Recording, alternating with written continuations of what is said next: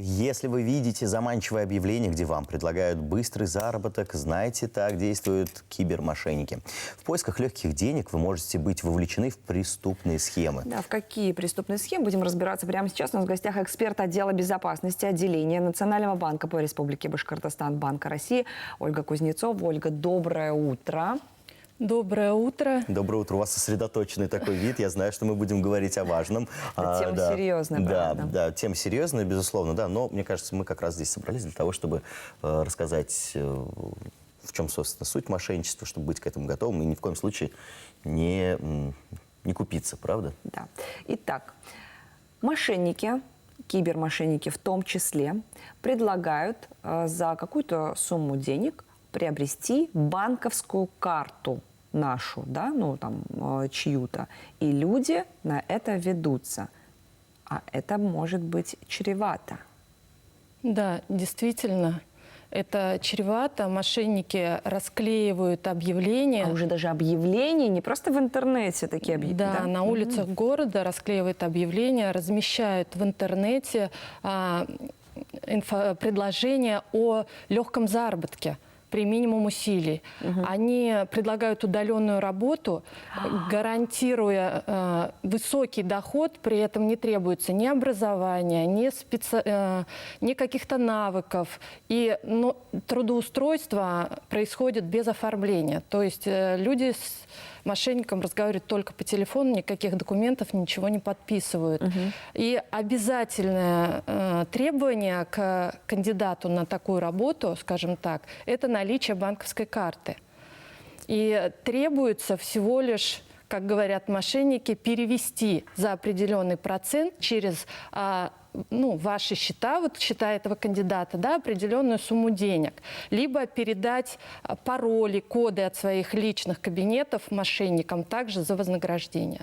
Итак, как работает схема? Например, кто-то купился на это объявление в поисках легких денег, опять же, подчеркнем, да, связался с этими мошенниками, и мошенники не владеют физически картой. Я правильно понимаю, что преступная схема заключается в том, что деньги поступают на карту человека, уж каким образом получены, тоже вопросики, и после этого деньги со счета этого дропера, так скажем, да, поступают на счет, он переводит их мошенникам. Так?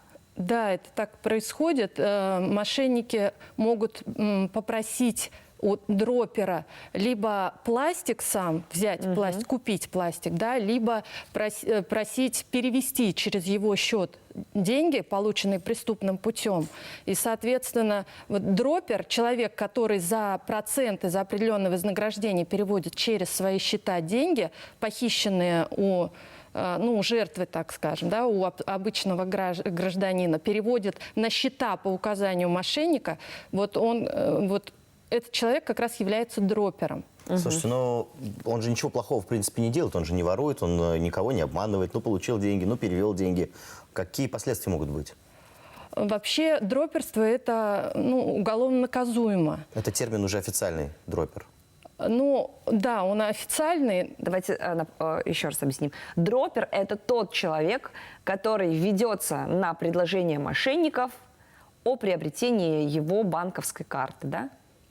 Пластик при этом передавать не обязательно. То есть можно перевести деньги, дропер может переводить деньги через счета. Он может дать пароли, коды к своим личным кабинетам, и тогда мошенник сам будет осуществлять мошеннические действия через счета. Вернемся к вопросу Дамира. Какая ответственность за это грозит? За это грозит уголовная ответственность. То есть в основном вовлекается молодежь в эти схемы, учащаяся молодежь, которая не имеет заработка, да, и они поэтому очень ведутся на такие предложения. Да. Передача карты, даже если ты не знаешь, что она будет использоваться в преступной деятельности, не освобождает человека от ответственности. Это уголовно наказуемо. А если за вознаграждение еще ты передал карту, то правоохранительные органы могут рассматривать данный вопрос как отмывание денежных средств, полученных преступным путем. Также ну, может быть применена статья Гражданского кодекса. Да? В Гражданском кодексе квалифицируются данные случаи как незаконное обогащение. То есть через суд, в принципе, могут обязать дропера вернуть незаконно заработанные деньги.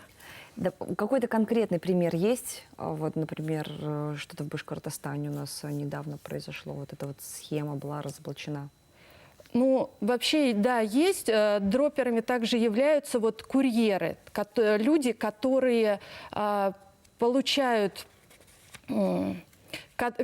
Люди, которые работают по схеме «Ваш родственник попал в ДТП».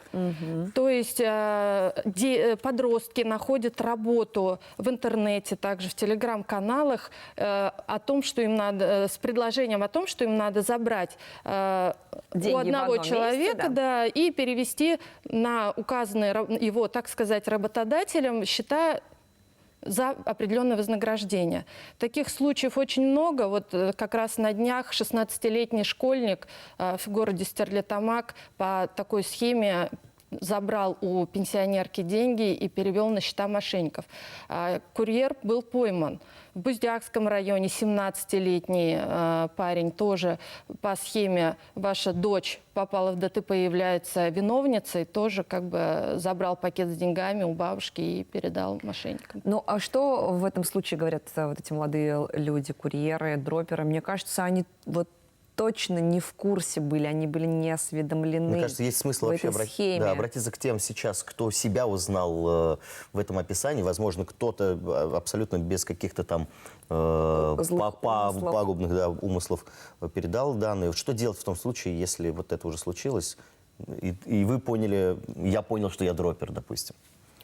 Ну, сначала на первый вопрос, да, отвечу, что люди, дети, подростки, студенты, нуждающиеся в деньгах, находят такие объявления в интернете, в телеграм-каналах, в чатах. То есть мы разговариваем, когда ходим на лекции, разговариваем со школьниками, студентами, и они говорят, действительно, у них в чатах, в школьных чатах есть такие объявления, где просят либо продать карту, либо, оформив на себя, продать карту, либо забрать деньги у кого-то и перевести на неизвестные счета, либо дать воспользоваться их счетом, чтобы перевести деньги. То есть такие случаи есть, и поэтому надо быть очень бдительными, аккуратными и не вестись на такую работу. Ну, если уже повелся, вдруг, то... Да. А если все-таки повелся, то мы рекомендуем обратиться в банк, либо если вы продали сим-карту, то к сотовому оператору и заблокировать свои карты. Ну и вообще, учитывая, насколько сейчас легко получить банковскую карту, их же в принципе раздают, и в аэропорту можно просто по дороге к терминалу получить банковскую карту. Сим-карты тоже, в принципе, оформляют на каждом шагу. То есть не нужно забывать, что они всегда привязаны так или иначе к вашему паспорту, к вашей личности. И все, что происходит, это, естественно, так или иначе будет отражаться как бы и на вас тоже. Какое наказание может последовать, если курьер или дропер будет пойман? Давайте еще раз, вот прям строго, максимальное наказание какое может быть? Ну, вообще дроперы и курьеры – это низшее звено в преступной схеме. Да? Сами злоумышленники, мошенники, они как бы нигде не светятся. И, соответственно, наказание полиция придет в первую очередь к курьеру и дроперу, как вы правильно сказали. Увидев фамилию, грубо говоря, да, там, по фотографиям курьера, по видео, камерам отследив курьера, все это увидят. Наказание, это, наверное, вам лучше расскажут сотрудники правоохранительных органов. Есть. Оно есть, К вам не просто придут и уйдут, да, скажут вам, ладно, бывает. Оно есть до 6 лет лишения свободы, да, с штрафами и так далее. И, опять же, если потерпевший обратится в суд, то придется вернуть все деньги, которые прошли через ваш счет. Вы говорили до этого, что вы проводите определенные профилактические беседы. Как это происходит? Вы по учебным заведениям, по каким-то это делаете? Да, к нам обращаются учебные заведения, организации крупные, организовывают нам залы, просят тему, мы приходим, отделение Национальный банк, сотрудники, и рассказываем. Да. Возможно, нас родители сейчас смотрят, которые собственноручно своим детям оформили банковские карты. Вот куда-то можно обратиться, чтобы проконсультироваться, и какие-то инструменты, которые защитят впоследствии вот от таких неприятных последствий, чтобы получить их, что называется, из первых уст, куда можно обратиться? Ну, вообще вся информация есть на сайте Центрального банка Российской Федерации, да, там в подразделе мошенничества. То есть там можно посмотреть. На сайте Финкульт есть последние схемы мошенников. То есть это все можно посмотреть Это в открытом интернет в открытом Ну, в доступе. любом случае, поговорите с вашими детьми, с вашими внуками, потому что, вот как Ольга сказала, я повторю, в школьных чатах, в студенческих чатах, по словам самих же детей, подростков, очень много объявлений как раз-таки о покупке банковских карт. Здесь, в свою очередь, да, родителям, безусловно, нужно принимать участие в жизни своего ребенка, знать, чем он увлекается, чем он живет, какие паблики он по читает. возможности, Ну и, конечно. да, и обратиться, конечно же, к юным нашим зрителям. Но не будьте вы дураками, не бывает легких денег. Никто вам не принесет на блюдечке с голубой каемочкой просто так какие-то, ни за что тем более. Нужно учиться, нужно работать. Такова жизнь. Этих мошеннических схем в наше время все больше и больше. Они, конечно же, пресекаются, появляются новые, но мы вас предупреждаем. И нам уже от этого хорошо. Ольга, спасибо вам огромное за ту работу, которую вы делаете. Спасибо большое за важную информацию. Именно такой информацией заполнен наш эфир. Интересно, познавательно, пробуждающий. Потому что мы с Алям, Лиль Курамшина. Это Дамир Лукманов, и мы желаем вам хорошего продолжения этого дня. Пока.